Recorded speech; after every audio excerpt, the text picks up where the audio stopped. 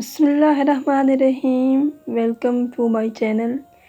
آج کی ویڈیو ان لوگوں کے لیے ہے جو بے اولاد ہیں۔ آج کی ویڈیو میں ان کے لیے بہت ہی فائدہ مند ہے۔ آپ کو ایک وظیفہ بتاؤں گی جس کے بعد آپ انشاءاللہ ضرور اولاد جیسی نعمت حاصل کر سکیں گی۔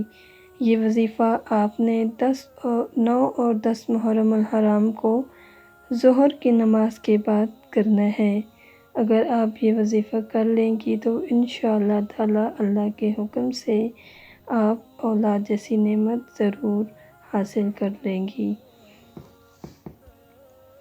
دعا کی قبولیت کے یقین کے ساتھ آپ نے یہ وظیفہ کرنا ہے، کیونکہ جب اللہ پاک کن کہتا ہے تو ناممکن بھی ممکن ہو جاتا ہے اور دعائیں مقدر پر بھاری پڑ جاتی ہیں۔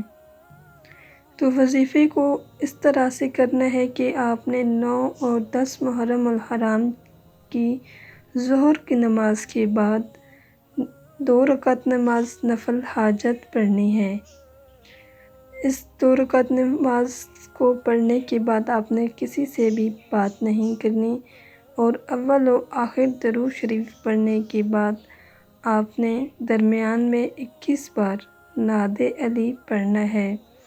انشاءاللہ تعالی آپ یہ وظیفہ کریں اور اس کے بعد آپ شہدائے کربلا کے وسیلہ سے اللہ پاک سے رو رو کر دعائیں مانگیں اور دعا کی قبولیت میں شک کی کوئی گنجائش نہ چھوڑیں۔